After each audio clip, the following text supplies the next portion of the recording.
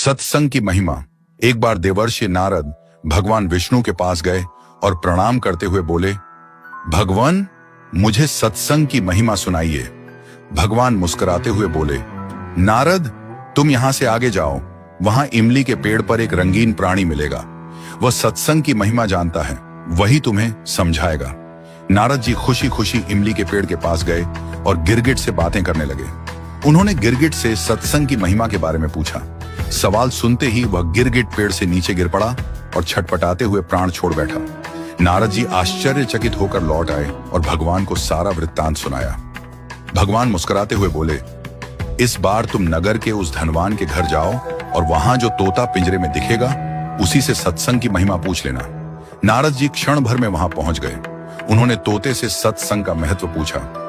थोड़ी देर बाद ही तोते की आंखें बंद हो गईं और उसके भी प्राण पखेरु उड़ गए। इस बार तो नारद जी भी घबरा गए और दौड़कर भगवान के पास पहुंचे। नारद जी ने कहा, भगवान यह क्या लीला है? क्या सत्संग का नाम सुनकर मरना ही सत्संग की महिमा है? भगवान हंसते हुए बोले, यह बात भी तुम्हें जल्द ही समझ आ जाएगी। इस बार तुम नगर के राजा के महल में जाओ और उसके नवजात पुत्र से अपना प्रश्न पूछो।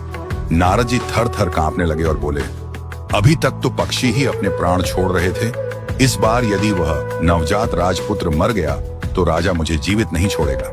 भगवान ने नारद जी को अभयदान दिया। नारद जी ने हिम्मत जुटाई और राजमहल में आए। वहां उनका बड़ा सत्कार किया गया।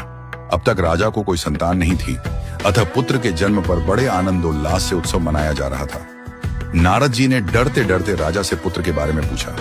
उन्हें राजपुत्र के पास ले जाया गया। पसीने से तरबतर मन ही मन श्री हरि का नाम लेते हुए नारद जी ने राजपुत्र से सत्संग की महिमा का प्रश्न किया। नवजात शिशु हंस पड़ा और बोला, महाराज चंदन को अपनी सुगंध और अमृत को अपने माधुर्य का पता नहीं होता। ऐसे ही आप अपनी महिमा नहीं जानते, इसलिए मुझसे पूछ रहे हैं। वास्तव में आपके क्षण भर के संग से ही मैं गिरगिट की योनि से मुक्त हो गया। आपके दर्शन मात्र से तोते की क्षुद्र योनि से मुक्त होकर इस मनुष्य जन्म को पा सका।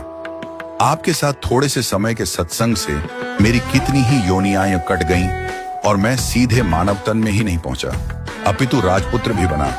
यह सत्संग का ही अद्भुत प्रभाव है। हे देव, अब मुझे आशीर्वाद दें कि मैं मनुष्य जन्म के परम लक्ष्य को पा सकूं।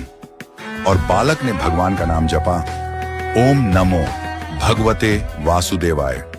भगवान विष्णु दूर वैकुंठ में मुस्कुरा रहे थे। उनकी मुस्कान में यह संदेश छिपा था, जितना समय तुम भगवान और भक्तों की संगति में बिताओगे उतना ही जल्दी तुम्हारे भीतर का अंधकार मिटेगा। सत्संग वह